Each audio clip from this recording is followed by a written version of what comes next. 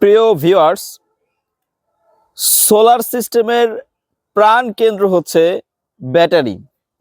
তো আমরা সোলার সিস্টেমে বিভিন্ন সময় বিভিন্ন ধরনের ব্যাটারি ব্যবহার করে থাকি।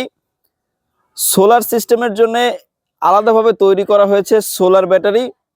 এছাড়াও আমরা আইপিএস এর ব্যাটারি, লিথিয়াম ব্যাটারি এবং এই ধরনের ভিডিওতে যেই গোলাপি কালারের যে ব্যাটারিটা দেখতে পাচ্ছেন, এই ধরনের ভ্যান এবং রিক্সার পাউডার ব্যাটারিগুলো কিন্তু, যেগুলো পাউডার ব্যাটারি বললে আমরা চিনি, এই ব্যাটারিগুলো কিন্তু আমরা ব্যবহার করে থাকি বেশিরভাগ বাসাবাড়িতে। অনেকেই নতুন কিনে ব্যবহার করে থাকেন, আবার অনেকেই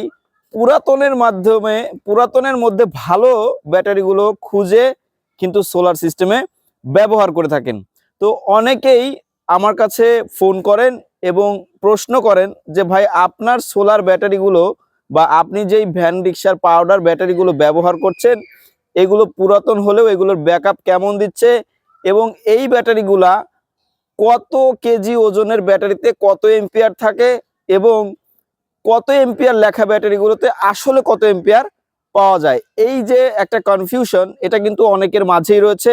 আজকের এই ভিডিওটার মাধ্যমে আমি আপনাদেরকে একেবারে ক্লিয়ার করে দিব। অবশ্যই ভিডিওটা শেষ পর্যন্ত দেখবেন।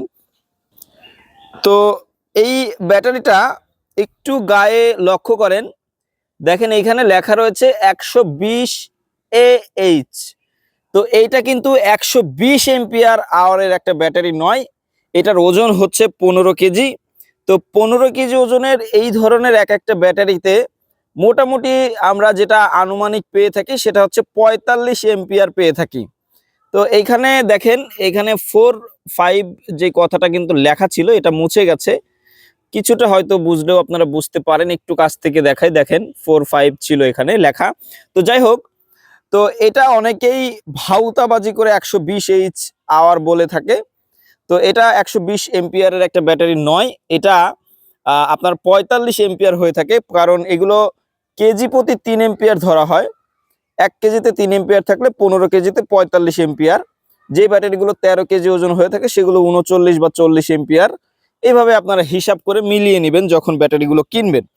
তো এইটা আমার কাছে এখন 3টা ব্যাটারি রয়েছে, যেহেতু আমার সোলার সিস্টেমটা বেশ বড়। একটা 620 ওয়াটের সোলার সিস্টেম এখন আমি ইনস্টল করেছি। আগে একটা 355 ওয়াটের ছিল, কিন্তু শীত পড়ে যাওয়ার কারণে দেখেন এখন প্রায় 10:30টা বাজে, তাও সোলার প্যানেলের উপরে আলো ঠিক মতো পড়ে নাই, সূর্যের আলো। তো এখন এই সূর্যের আলো ঠিক মতো না পড়ার কারণে কিন্তু প্যানেল ব্যাটারিকে ভালো মতো চার্জ করতে পারছে না। গরমের সময় কিন্তু সেটা হয় না। গরমের সময় খুব সকালই সূর্যের আলো প্যানেলের উপর পড়ে এবং ভালো আউটপুট দেয়। তো এখন এই ধরনের ব্যাটারি আমি টেস্ট করার জন্য একটা ব্যাটারি কালকে সংযোগ দিয়ে রাখছিলাম এবং মিটারে, এই ওয়াট মিটারে আমি নিচে যাব। আমি নিচে গিয়ে আপনাদেরকে দেখাবো যে সারা রাত্রে আমার ওই ব্যাটারিটা ফুল চার্জ ব্যাটারি, সারা রাত্রে কত লোড চলেছে এবং কত এম্পিয়ার পর্যন্ত ব্যাকআপ দিয়েছে, সেটাই আমি আপনাদেরকে আজকে দেখাবো। আমার সবগুলা কিন্তু পুরাতন ব্যাটারি। তো চলেন আমরা একটু নিচে যাই। তো দেখেন এখানে এখন ব্যাটারিটা চার্জ হচ্ছে, যেহেতু প্যানেল থেকে এখন আউটপুট আসতেছে, সেহেতু এখন আর ব্যাটারি থেকে কোনো নিচ্ছে না। তো একটু ফ্ল্যাশটা বন্ধ করে দেখাই। এই ব্যাটারিটা হচ্ছে নষ্ট। দেখেন এইটার লাইন আমি খুলে রাখছি, এটার লাইন খুলে শুধু এই মিটারের লাইনটা দিয়ে রাখছি, ব্যাটারির থেকে লাইন খুলে রাখছি। তো শুধুমাত্র এই যে ব্যাটারিটা, এটাও কিন্তু 15 কেজি ওজনের ব্যাটারি। তো এই ব্যাটারিটার যে আউটপুট সেটা আমি আপনাদেরকে একটু দেখাই। মিটারে ফ্ল্যাশটা বন্ধ করে নেই। দেখেন এই পাশের দিকে একটু ফলো করবেন, বাম পাশের দিকে এইখানটায় 38.666 AH। তো ব্যাটারিটা 467 ওয়াট আওয়ার। তো এই ব্যাটারিটা কিন্তু আপনারা মোটামুটি 10.5 ভোল্ট পর্যন্ত ডিসচার্জ করা যায়, কিন্তু আমি আমার কন্ট্রোলারে 11 ভোল্ট পর্যন্ত ডিসচার্জ সেট করে রাখছি। তো দেখেন, ফ্ল্যাশ বন্ধ করি যেহেতু কন্ট্রোলারে আলো রয়েছে। এখানে একটু দেখাই, ফ্লোডেড, এই দেখেন 14.6 ভোল্ট পর্যন্ত ব্যাটারিটাকে চার্জ করবেন এবং ফ্লোডেড সেট করে রাখবেন। 13.8 হচ্ছে এটা ফুল চার্জ হওয়ার পরে 13.8 ভোল্ট পর্যন্ত দেওয়া করবে এবং 12.6 ভোল্ট ওঠার পরে আবার লোড রিকানেক্ট হয়ে যাবে অটো। এদিকে দেখেন আপনার লো কাট করা আছে হচ্ছে 11 ভোল্ট পর্যন্ত।